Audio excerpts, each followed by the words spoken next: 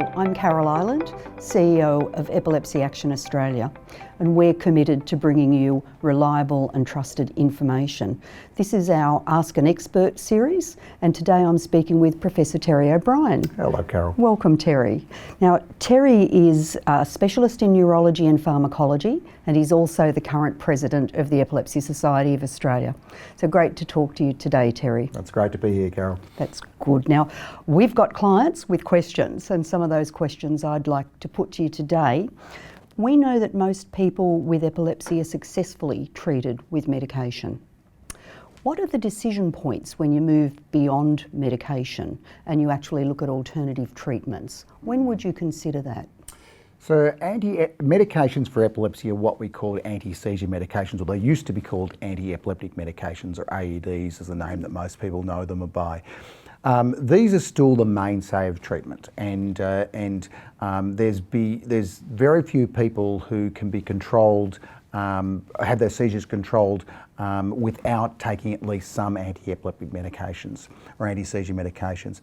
But the problem is that in about a third of people, the seizures still continue despite taking these medications, and often despite taking multiple of them at high doses with potentially lots of side effects.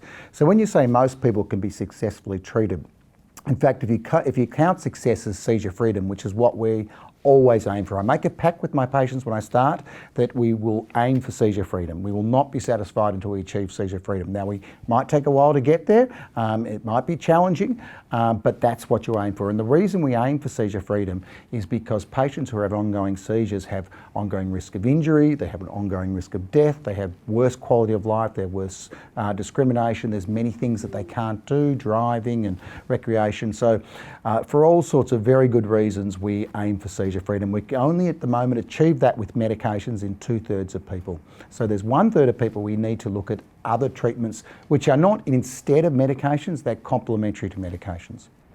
So they're still taking medication, They still need to take medications, but the aim is then to make that person who is not seizure free as close to seizure free as we can get them with alternative medications in addition to anti-seizure medications.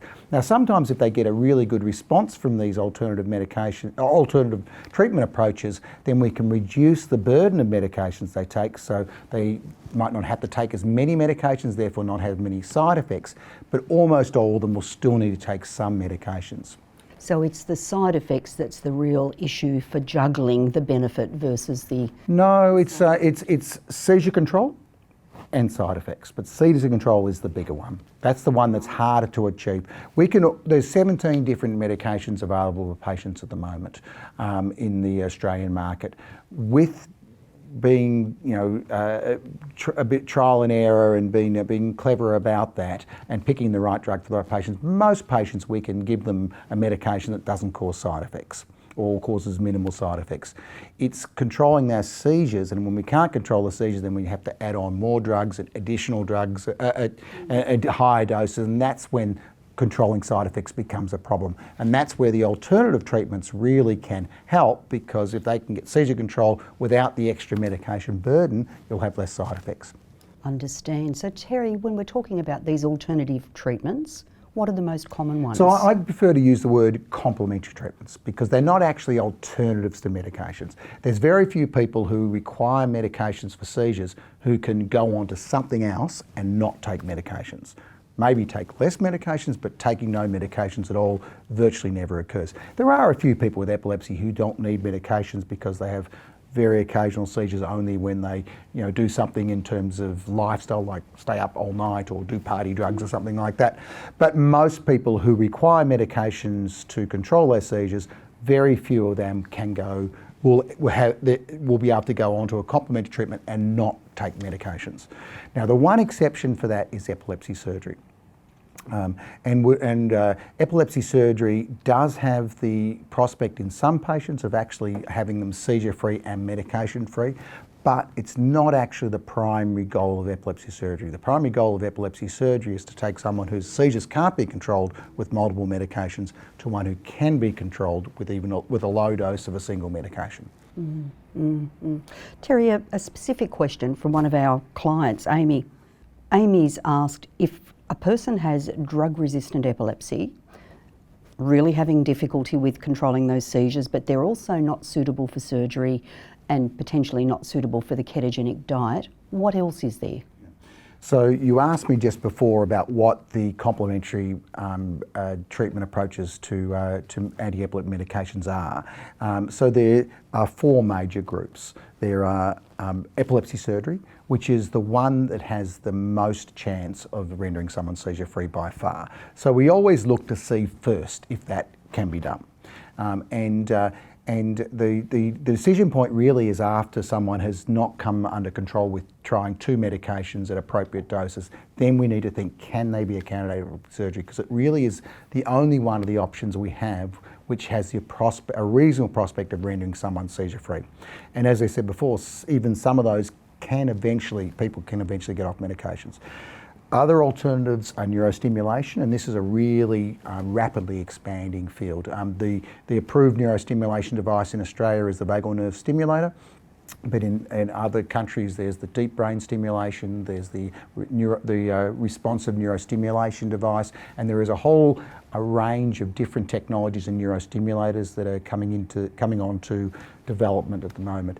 Then there are dietary approaches, and the ketogenic diet has been around for 100 years. Primarily it was used in young children, and in its traditional form was something that was quite unpalatable to adults. There's now much more sophisticated ways of using the ketogenic diet, such as the modified Atkins diet, which with the guidance of a specialist dietitian, and we have one in our clinic who actually sees patients alongside us in the clinic, most adults have a perfectly palatable, sustainable diet that can also improve seizures without adding extra medications in.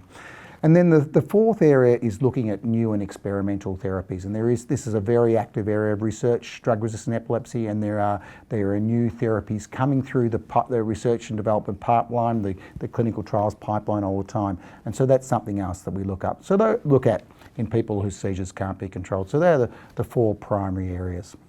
Terry, with surgery, which you've said is the most successful in gaining that seizure freedom, what proportion of people with epilepsy might be candidates for surgery? Very good question. There's actually not good epidemiological data on that, and it's also about how you define someone as being a good candidate or not. So there are you asked me before, what about someone who's not suitable for surgery? My first reaction to that is actually saying, well, who says they're not suitable? Because there are a lot of people, particularly in previous years before we became as sophisticated as we are now with stereo EEG and advanced imaging and other technologies, who we didn't think were suitable for surgery, or a general neurologist or a non-level 4 epilepsy centre might say is not suitable, who in fact is suitable with the right technology. So we always look very, very hard at whether someone could be suitable for surgery, and there's been so many advances that many of those patients who weren't considered suitable for surgery are now. So the first thing I do when someone comes along to see me as a new patient with drug-resistant epilepsy is reevaluate them and look really hard to see whether epilepsy surgery is possible, because it is the one that is most transformational of all of the treatments available for drug-resistant epilepsy. And so what proportion? We don't really know at this stage. We know that a third of patients aren't controlled with medication. Probably about 30% of those patients have a generalised epilepsy syndrome where the seizures come from a diffuse part of the brain. They're never going to be candidates for resective epilepsy surgery, because the way epilepsy surgery works is you identify the small part of the brain that seizures arise from in someone with a focal epilepsy, and if it's an area that you can successfully remove from the brain, then you can remove the seizure source and stop the seizures. So if you've got seizures that come from multiple parts of the brain or diffusely, you aren't ever going to be a candidate for that type of epilepsy surgery. You might be a candidate for neurostimulation or a ketogenic diet or new experimental medications, but you're not going to be a candidate for resective epilepsy surgery. In terms of the neuromodulation that you mentioned, are all of those treatments available in Australia? No, the only type of neurostimulation, neuromodulation for epilepsy that's TGA approved in Australia is the vagal nerve stimulator. DBS is available in the US, and and responsive neurostimulation is available in the US. But in Australia, it's the vagal nerve stimulator is the neuromodulation technique that is available. So our clients are wondering what might be coming. Are there new novel treatments, things that research is pointing to that may be available? So there's a lot of active research in this area, and there are new advances coming through all the time. I think right here and now, the most important thing for people who are not having their seizure controlled is to get referred to a specialist level 4 epilepsy centre. The biggest advance we can make right here and now is have patients who are not being evaluated in one of these centres, and each state has one except for Tasmania, and Victoria serves that, is to be evaluated in one of those centres, because what you'll find is many of those patients might be candidates for surgery, and if they're not, they then can be offered other treatments that are not available to general neurologists, such as vagal nerve stimulator, ketogenic diet, new experimental treatments. But in our hospital, we're doing trials of new treatments for epilepsy all the time. We've got 2 going at the moment. We're about to start another one. And there's been an enormous advance in the technology that allowing more people to go to epilepsy surgery, as we discussed before. So it's a very active field, the research in this area. Exciting, exciting. So another of our clients has actually asked, what about cannabidiol? So we've heard a lot about medicinal cannabis, especially in the media. And the adults are asking, what about us? Because they've heard about children's treatments. Yeah. What would you say to somebody asking about cannabidiol? So cannabidiol is important, but it's just another anti-seizure drug. So it is no different in concept to any of the other 17 anti-seizure drugs that we have. It has its benefits and it has its side effects. There's some people who get some good response from it. There's other people it doesn't work quite as well. Overall, about 30 to 40% of patients with drug-resistant epilepsy have about a 50% reduction in their seizures with cannabidiol. So it's certainly, we're very, very excited about the fact that it's now starting to come onto the Australian market and it will be more available to patients. It's not going to be a transformational treatment. It's not going to change a big difference to that 1/3 of patients that we can't control, but it's one more tool we have in the armoury in terms of new anti-epileptic drugs. The biggest disadvantage of it is that it is very expensive to use it in the sort of doses required in epilepsy. The doses that have been proven to be effective in the clinical trials are very big doses, much bigger doses than you would get from your alternative practitioner that would be prescribed for a variety of other things. So to really treat it properly, you've actually got to use medicinal doses, which are very expensive. And so it really requires government subsidy and support for most patients with epilepsy to be able to afford to take cannabidiols. We're very pleased to see that the TGA has now approved a form of cannabidiol, Epidiolex, for a very rare but nasty form of epilepsy, Dravet syndrome. There was a major international clinical trial that Australia did participate in, which showed that this was effective. Again, not magic, but 50% of patients, 30 to 40% of patients having a 50% reduction in seizures, which is important. And it's now available on the PBS, so your neurologist can prescribe that, and it's subsidised in the same way all other anti-seizure drugs are on the PBS. However, that's a very small proportion of patients who we would like to be able to try CBD on. And so we're hoping that the TGA will expand that indication. Lennox-Gastaut is another syndrome where there is now good clinical trial evidence that it is an effective anti-epileptic drug. That's a more common severe form of epilepsy in the community, including in adults. We would love to see the TGA approve that. They did look at it and they said not yet, and they're going to reconsider it later in the year. There are also another syndrome called tuberous sclerosis, which is a genetic syndrome associated with nasty epilepsy, where there's good evidence that it's effective in. So again, we would like to see it available for that. And more broadly, just because it works in the trials are in these syndromes, there's no reason to believe it actually wouldn't be effective more broadly in epilepsy as well. But it's important to understand it's not an alternative treatment, it's just another drug. Another tool in the arsenal, it's another one of those anti-seizure drugs. It's just a drug like all the other drugs. It has its side effects, it has its benefits. And certainly the patients are telling us that cost is a barrier. So cost is the number one barrier, without a question. Some of our clients have actually said their doctors haven't talked to them about complementary treatments, Terry. Why would that be? So look, I think it's really important to understand that treatment of drug-resistant epilepsy is very much a specialty area. So for most general neurologists, they don't have a lot of knowledge of the complementary therapies, and they don't have access to it. So it's really important, as I discussed before, for people whose seizures aren't controlled to get referrals into specialty centres where they do have access to these complementary therapies. Yes, and your general neurologist, certainly it would be great if when they talk to the patient, they would mention that there are all these other options if we don't get success with medications, but getting access to actually using them and being able to use them properly is not something that most general neurologists can do. So it's really critical that people without having who don't have seizure control, it's fine if you're doing well on your medication, your seizure control, everything, you don't necessarily need to see an epilepsy specialist. But for that 1/3 of patients who can't have their seizure controlled, they really need to be referred into an epilepsy centre. And then they will get access to all of these complementary therapies. So the message to those people is talk to your doctor about getting that referral. Exactly. Talk to your GP, talk to your neurologist about referring into a specialist epilepsy centre. As I said, every state except Tasmania has them, and Tasmania refers into the Victorian centres. In some states like Victoria, access is actually really good. There is good capacity. We have 4 major adult centres and one paediatric centre. Other states don't have quite as much access, so you might have to wait a little while, but it's still absolutely worth doing that. So many of our clients are actually afraid of what we know of as Sudep, sudden unexpected death in epilepsy. There seems to be a lot more awareness in more recent years of Sudep. I do remember, a decade ago, a lot of people said they'd never heard of it, but there seems to be more awareness.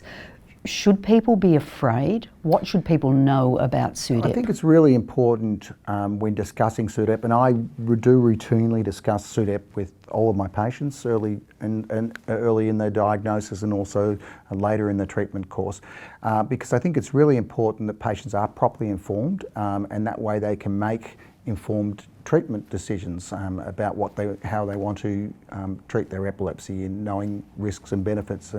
But it's also important to put it in context, and that the risk of dying of Sudep is 1 in 10,000 a year. It's relatively small for any individual person with well-controlled epilepsy. But if you add that up over time, and particularly patients with drug-resistant epilepsy who can have up to more than 1% risk a year, then it becomes a much more pressing issue. But you don't want to frighten people about Sudep, but you do want to mention it. And the biggest controllable factor for Sudep is seizure control. So when I have the discussion with someone about, do you want to go on medication or do you not want to go on medication, one of the factors that I talk about, the pros and cons, there might be some side effects to medication. You have to take tablets twice a day in most cases. On the other hand, if your seizures aren't controlled, there's an increased risk of dying. I think that's an important discussion to have so someone can make a proper informed decision. One of the things we often hear from parents who've lost a child to Sudep is, I never knew about this, maybe I could have done something. So what other things could someone do? Yeah, look, I think that's really important. The context often is, that I see, is someone who's decided not to treat their epilepsy aggressively, not to go on medication or not to think of epilepsy surgery. If they don't know about the risks of dying from their seizures, then they're not making a properly informed decision. So that's where the most important thing is to actually treat your epilepsy the best it possibly can, and that will reduce your risk of Sudep. On medicinal cannabis again, Terry, we've often heard people say they want to get off their other drugs, and they see that the cannabis might be a way of doing that. Is that a reality? So many people many of my patients think that they see cannabis as a more natural alternative to anti-epileptic medications. It's really important to understand that CBD and the other drugs within in the marijuana plant are just drugs. They're drugs like all of the other drugs we have. They're not more or less natural. Many of the traditional medical drugs that we use in medical practice are originally derived from plants. So there's nothing particularly natural about it. They're mind-altering chemicals, and so they have the risks and the benefits of any other drug that we use. So they're not an alternative medication, they're just another type of medication. Can some people be controlled on cannabidiol as an anti-seizure medication without any traditional anti-seizure medications? Probably very few that would otherwise require anti-seizure medications. It is a relatively weak anti-seizure medication. It has some advantages in that it's relatively well tolerated, and that when added in addition to normal anti-seizure medications, it improves seizure control.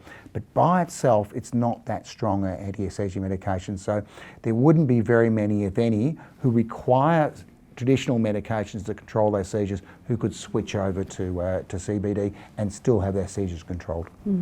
Of course, at the moment, the TGA has a real concern about people using illicit cannabis. Yeah. Are you concerned about that with patients you see? Look, I'm not, yes, from a medical and scientific point of view, of course, but actually on a practical level, a lot of our patients use CBD products socially and many other ways.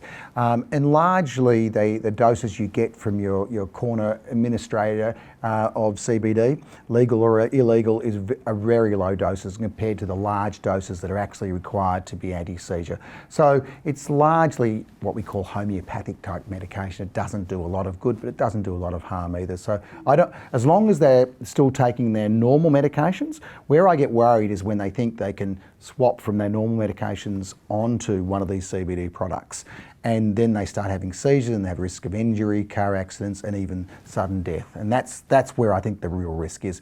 But many of my patients choose to take that on top of their anti-seizure medications, and I'm absolutely fine with that. Of course, when we're talking about cannabis-related products, the issue of driving comes up all of the time. How do you deal with that with your clients? What are their questions? What's your advice? Yeah, so there's two parts to that question. The first thing is the issue of driving in epilepsy. So this is the area where I often have the most stress in the consulting room. And I often say that I leave this discussion to the very end, so we've got to know each other and establish a rapport before we move on to this tricky thing. Because the problem is uncontrolled seizures are, for many patients, a risk of car accidents. And so for good reason, the road traffic authorities essentially say you need to have your seizures completely controlled before you're eligible for conditional licence. The length of time you need to be controlled varies a little bit depending on your circumstances, but the default is 12 months. And in newly treated epilepsy, the discount might be 6 months, but it is a considerable length of time, which for people in rural areas, people who drive for a living, is a major imposition on their life and their livelihood in many cases, and I absolutely get that. The other part of your question is the cannabidiol bit, and that's a tricky one actually, because CBD drug screens are illegal. Can result in prosecutions and fines. That is a purely illegal thing, and it is actually, I understand, in many jurisdictions there are laws that are going to be introduced to allow people to have medicinal cannabis in their blood when they drive, which of course many people, we much rather someone be taking their anti-seizure drugs and driving than not taking their anti-seizure drugs and driving. So if cannabidiol is an effective anti-seizure drug for someone, I'd much rather them be taking it when they're driving than not taking it when they're driving. So there are some real complexities around driving and epilepsy. There are. And safety is one of them, and that's really relates to seizures. And then there is the legal ones around the legalities of having CBD on your drug screen. Of course, driving is so central to our sense of independence for many of us, isn't it? And livelihood for many people, Carol. Now, another thing that people worry about is having babies if you have epilepsy. If you're a woman of childbearing age and you want to have a baby, is that okay if you're on anti-epileptic medications? Look, this is a really important question, Carol.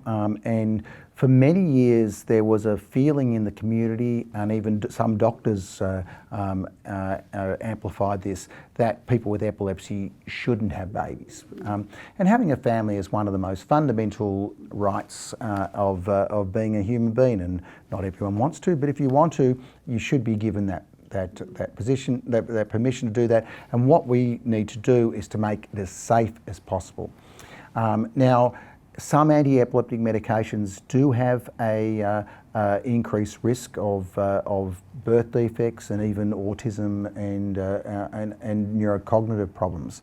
Our knowledge about the risks of anti-epileptic drugs for women in pregnancy now is much better than it was 20 years ago, because the Australian Pregnancy Register, which we're really pleased has been supported by Epilepsy Action for many years, has provided us with some really important information about the risks of specific drugs and specific doses in pregnancy. So your doctor now is able to, particularly epilepsy specialists, is able to give expert information about what is the right drug for you to take during your pregnancy that gives you the lowest risk of having a baby with a problem and the maximum risk of having your seizures controlled. Terry, we were using some big words before, neuromodulation. I got that out. And we were talking about VNS or vagus nerve stimulator, I think that stands for, if that's correct. That's correct. Just for our clients, can you explain what that is and tell us a little bit more about it? So neuromodulation is a bit of a buzzword.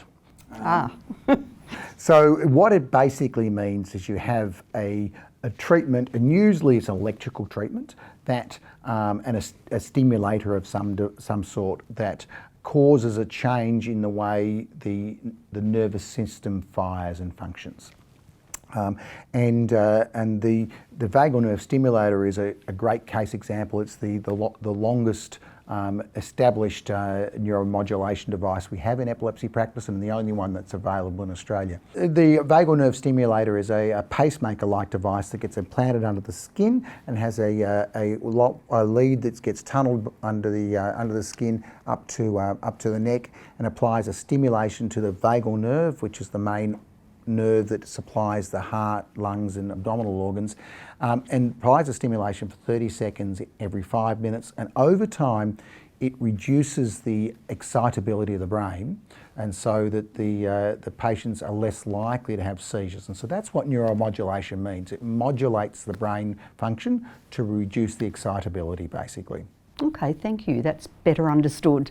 And Terry, are there any take-home messages you would give to our clients that are dealing with epilepsy every day? What advice would you give? I'm hearing one is, if you're having trouble with seizure control, go along to your specialist epilepsy centre. So I think that's probably the number one take-home advice, is that don't accept ongoing seizures.